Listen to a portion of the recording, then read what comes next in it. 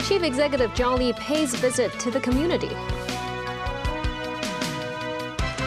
Authorities to streamline handling of 1823 hotline calls with the help of AI. And the U.S. suspends all immigration visas, citing internal training as reason.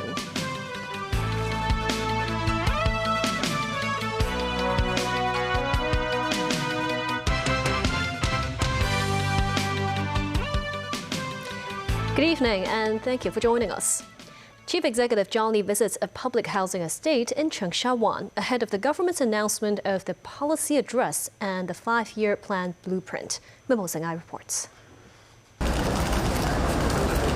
At around 2:30 p.m., Chief Executive John Lee arrived at Yun Zhao Estate, first greeted by Health Secretary Lo Chong-mao and Secretary for Home and Youth Affairs Alice Mak. Lee paid a home visit to an elderly resident living in Yun Shing House. On social media, Lee says he spoke to an elder who stayed in a daycare center because of pneumonia. The chief executive says the elder was satisfied with the service and that the government will continue to promote the application of technology in medical and rehabilitation. After the home visit, Lee spoke to a few residents and mentioned he had often come to the estate at a young age. Some people expressed their support for the city's leader. He later stopped at an elderly center to discuss aging-in-place policy with a group of residents. Before ending his visit, Lee joined several young people to ride bicycles, an event organized by a charity. A student recalls his conversation with Lee, likening it to chatting with a friend. Speaking to the media afterward, Lee says the visit helped him gather more opinions from the elderly residents, which is useful in formulating the new policy address. He announces he will be delivering the policy address and Hong Kong's first 5-year plan blueprint on September 16th. Asked why the administration chose to announce the policy address and the first 5-year plan blueprint on the same day, Lee says he hopes the public will understand that the two documents are interconnected. Mamos 9, TVB News. Authorities are looking to streamline the handling of 1823 hotline calls with the help of AI. Lawmakers suggest the departments receiving complaints and inquiries should follow up directly with callers so as to ensure prompt responses. Chief Executive John Lee visits the 1823 call center in the government's Treasury building in Cheung Sha Wan. He says AI technologies will be introduced to improve efficiency in allocating cases and analyzing data, so as to resolve citizens' requests for assistance and complaints faster. Established in 2001, the 1823 government hotline receives public inquiries and complaints and refers them to relevant departments for follow-up work. But the hotline has long been criticized over difficulties getting through. A citizen, Ms. Feng, says she waited for more than 30 minutes before being told she will receive a reply within 7 days. After filing a complaint, she had to repeat the same information to the department handling the case. Many residents are unaware of the hotline service, including this granny who said the government should step up publicity efforts, especially to the elderly. This woman says calling hotlines can be cumbersome as they often entail long waits and navigating automated menus. According to government statistics, 1823 received more than 3 million cases in the first 7 months of this year. Nearly 40% were made by phone. More than 80% of calls were answered within 12 seconds, while 99% of first-time callers had their inquiries answered. Among some 470,000 cases involving requests for services or complaints, 97% were referred to the relevant departments within 3 hours. Last year, departments receiving referrals about district issues are required to decide within 7 days whether to take up the case. If 2 departments are unable to clarify responsibility after a referral, the case will be escalated to the district officer or other relevant authorities for a decision. The government will also introduce AI this year to integrate and identify information from phone calls and emails with the aim of expediting the process. Lawmakers visited the mainland's 12345 government service hotline during their Beijing visit in July. The platform operates across government departments, with the first unit receiving a case taking responsibility for it.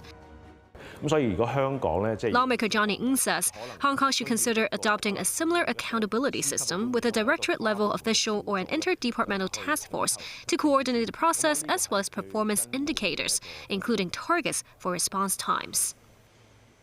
The Health Bureau releases Hong Kong's recurrent healthcare expenditure, which sees spending of around $34,000 per person.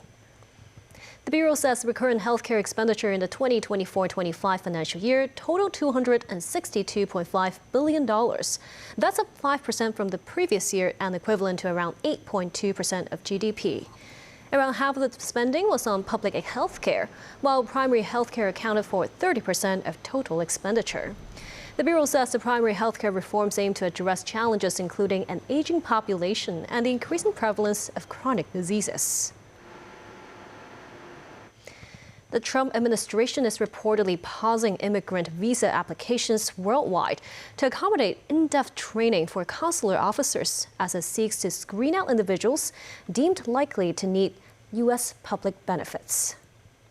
The U.S. State Department has reportedly launched a global training initiative to ensure all consular officers are fully equipped to evaluate every visa applicant comprehensively and consistently. That's to ensure visa applicants won't likely become dependent on U.S. public benefits reserved for qualified Americans in need. The Financial Times reports immigrant visa applicants with scheduled interviews at U.S. embassies and consulates have received emails informing them of their appointments are being rescheduled and that they would receive future notice of a new date and time.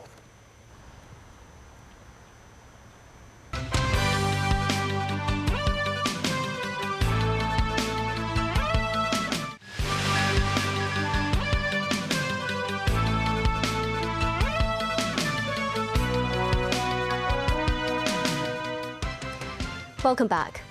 Hundreds of tourists are reportedly missing after an avalanche of ice and rock triggered massive flash floods that swept through parts of Nepal, killing at least 16 people and causing widespread damage to villages and infrastructure.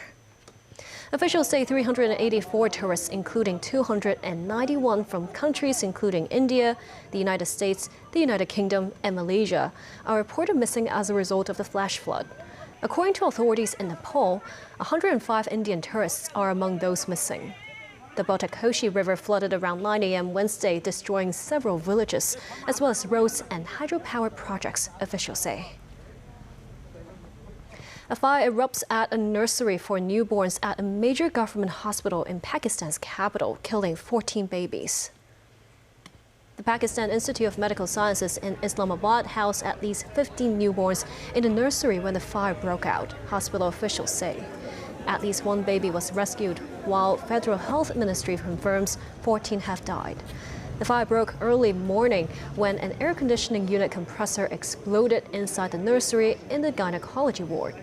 Officials are in contact with the families, with the immediate priority now to support the parents and return the infants' bodies to them. The deaths of the children sent a wave of shock and grief across the country.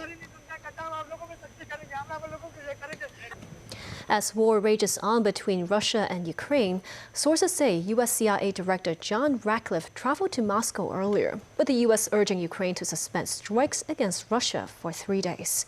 This as Ukrainian President Volodymyr Zelensky says he hopes to see China make use of its diplomatic means to help end the conflict. Timothy Lee tells us more.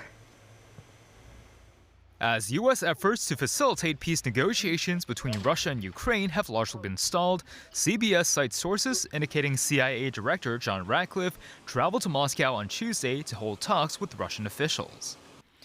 The occasion marks the first time the latest CIA chief visited Russia since assuming his position. The last time CIA personnel visited Moscow was in 2021, under the leadership of Ratcliffe's predecessor, William Burns. This as a flight tracking website showed an American C-17 transport aircraft traveling from the U.S. to Moscow's Vnukovo International Airport via Latvia on Tuesday. The plane remained at the facility for several hours before departing. The UK's Financial Times cites reports saying Washington earlier requested Ukraine to temporarily suspend airstrikes against several Russian regions, including Moscow, St. Petersburg, and parts of its northern territories between Monday and Wednesday this week, owing to U.S. high-level officials making their way to the Russian capital. It remains unclear why Ratcliffe visited Moscow and with whom he held talks with. Some analysts believe the discussions pertain to the increase of drone activity within German borders and the newest round of U.S. sanctions targeting Iran.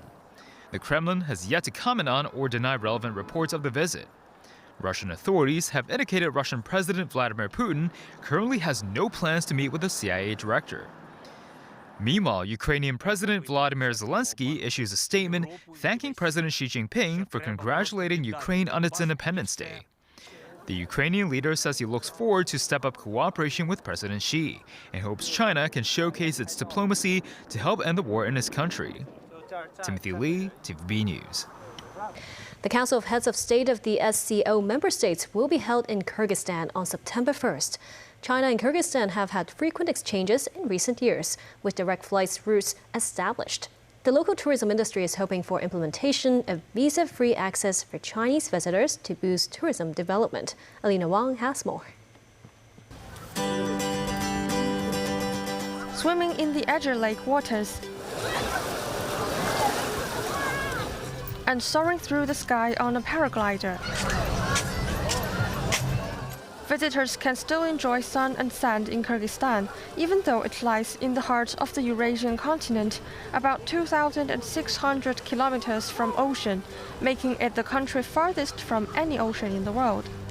Lake Isykyul, known as the Pearl of Central Asia, is the second largest alpine lake in the world, covering an area of over 6,000 square kilometers, roughly 6 times the size of Hong Kong. A family of 14 visits the lake every year for their vacation. This lake is so hot, and the weather is so hot, and mountains is so good, and we feel so good in this place. I don't think that it's in a lake. It's more things like a sea. It's too surprised, yes, because it's very beautiful. Currently, Chinese mainland citizens still need a visa to travel to Kyrgyzstan, while visitors from Hong Kong and Macau can enjoy visa-free entry for up to 30 days. Air China launched direct flights last month between the two capitals. The local tourism industry is hoping for more facilitative measures for Chinese visitors to promote cultural and trade exchanges. Travel agencies also remind that Kyrgyzstan's tourism industry is still in its early stages, with limited transportation and accommodation infrastructure, and independent travelers should plan thoroughly. Alina Wan, TVB News. And that's the news. Thank you for watching.